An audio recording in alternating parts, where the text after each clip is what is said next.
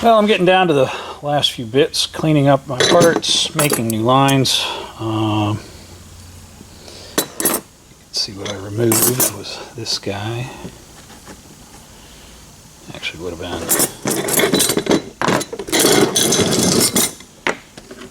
basically this is what was in the car. And this is what I made to replace it. Should work out all right. If not, we'll make it again, because that's what happens. Well, you can see my pile of brake lines has gotten bigger. And at the end of the day, we've got our new brake line here. I did one splice there. That way I could feed our complex bend in and make it match here. And I did a complex bend over here that goes behind the gearbox down around, and then I just made a union in the center. It's easy to access, and it's actually a good bleed point if I need to capture just to gravity bleed it, but it's looking pretty good. We're in all our factory locks, all our factory locations.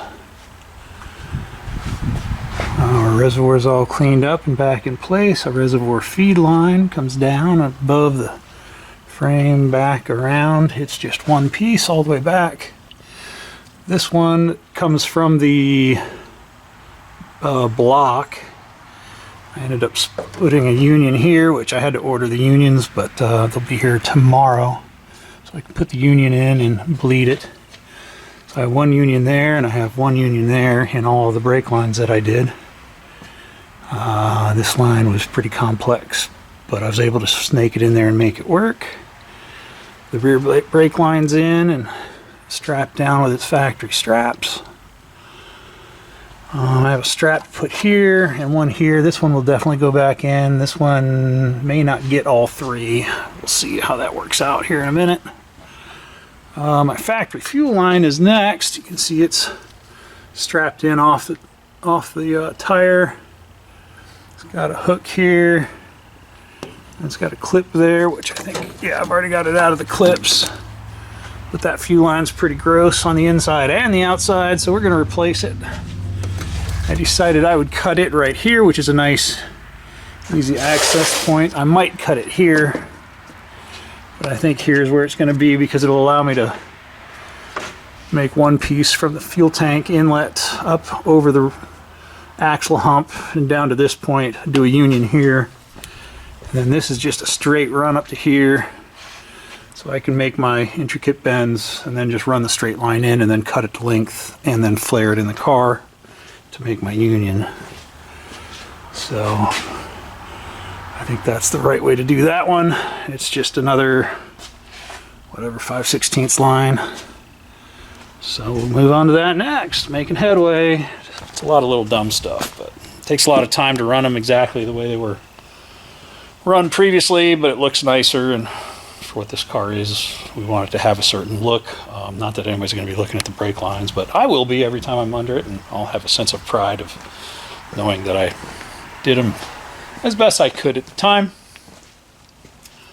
Every time you do stuff like this, you get better at it. You can see I got my new brake lines back here. I think I already showed those previously. So we'll keep moving along. We'll get this fuel line done and get them unioned up tomorrow. Bleed the brakes, and I might have time today to rebuild my fuel pump, which would be nice, because then I can hang that on there once the fuel pump's rebuilt. Actually, I want to do a crank and compression test, which I'm going to put some ATF in the cylinders just to lubricate the rings on the walls, because while they don't look horrible in there, they look not great. So my compression will be a little bit off because it's going to be a wet compression test. But I don't want to be spinning the engine over like that without some lubrication on the rings. So, fuel line, crank and compression test, fuel pump, and then carb rebuild kit. So, at that point, we might be able to actually see if this thing will make smoke. And hopefully it makes the right kind of smoke. not the real billowing white or gray smoke, but that has yet to be seen. It was a running vehicle when it was parked, and this thing hasn't been run in well over 15 years. If it was run, it wasn't run for long. So, but the good news is everything's free, everything's coming apart, all the parts are here. Having all the parts on a car is a huge benefit rather than having to run all over the country or ship things in from all over the country to put a car together. It's nice starting with a complete car.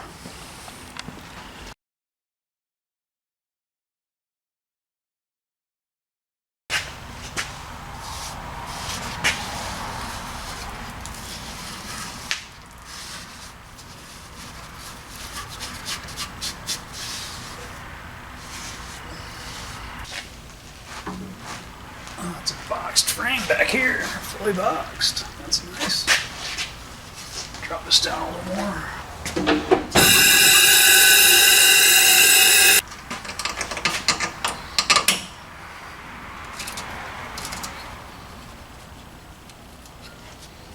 I like these clips that they used back then. Nice and firm. Kind of like a zip tie, but made out of metal. I was able to get the rear section where I cut it out in one piece without bending it up too bad.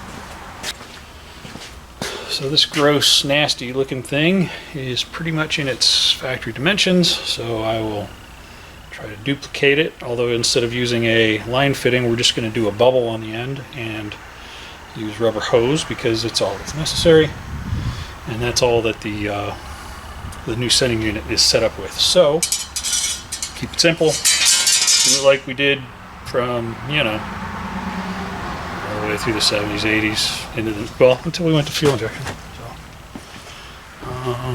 I guess they determined it didn't need to be a full mechanical lock. It's probably quicker on the assembly line to do a push fit hose and a spring clamp, which makes sense. So let's get building our fuel line. I got a piece cut. Turn this long, funny looking snake of a piece of line into that other one to replace it, and hopefully I'll have enough to do the front piece, although I think I may have to get another piece of 5/16 line on Monday because I think I'm going to run out, which is a shame. I was hoping to be done with this part of this project today. You don't get everything you want, but you got to keep plugging away, so keep after it. Turn this off because it's kind of noisy. So I've been working on this thing in the quiet, and unfortunately I got my compression check done. Cylinder number, what is that? 6 on this engine, if I remember correctly. Cylinder number 6 is a dead hole. And by dead, I mean it doesn't even move the needle. All the rest of them are anywhere from 120 to 130, most consistently at 130. So a couple of them are low, but part of that's probably from it just sitting for so long. But the dead cylinder has me concerned. So I got to do a couple things yet with this to figure out which direction we're going to go with it. I had it cranking and I could see both rockers actuating as they should. So I need to grab my boroscope from the shop, and we're going to look in the piston, look at the piston, look at the cylinder wall with the boroscope, and then I'll probably bring a small air compressor over here so I can do a cylinder leak down, which is probably going to tell me that the piston or rings are completely shot in this, which is a bummer. But I have been able to find a 53 correct engine for this. It's down in North Carolina, so a road trip might be in order. But I found a complete running engine. It was just pulled out of a unit last year. Been sitting in this guy's garage since he pulled it out for a repower with modernizing the suspension. So, or modernizing the car. And I'm thinking the owner wants to rebuild this engine. So I'm thinking we pull this engine, we put the used engine in it. That way this engine can go off to the machine shop, get rebuilt. And at the end of the day, he can still enjoy the car while his engine rebuild is happening. And then when it's all said and done, we'll put his rebuild engine back in this car, and then we'll post the engine up for sale and hopefully get some of our money back from the recoup. So that's where we're at with the big old 53 Buick. It's waiting on me to spend some time on it. My fuel lines are all done. I'm in the process of trying to figure out how to rebuild the fuel pump because it has a bunch of pieces that are pressed into the body of the pump. And it's got little check valves. So I don't know if you can see that. It's got check valves that are staked into the body of the pump, and I haven't quite figured out how to remove those yet and then put them back in. Obviously I can just stake them back in, but I haven't figured out how to get them out of the thing first. I did buy a 1953 Buick manual, and I need to leaf through it and see if it has any recommendations on how to do that. So we'll figure that out here soon. That's on my homework to do when I get home. Sit and read that instead of playing on my phone. So 53 Buick's moving along, and basically I just need to get 2 more parts done. The engine probably will run with a dead cylinder. It won't run well, but it'll run. We'll see. These were traditionally not a high compression engine, so it's, you know, the compression numbers that I'm seeing aren't making me worry. Well, anyway, that's where we're at with the 53 Buick Special. Well, it's actually a Roadmaster Skylark convertible. So, very cool car, making headway, moving along. Thanks for watching. Click like, subscribe, leave us a comment below. Have a great day.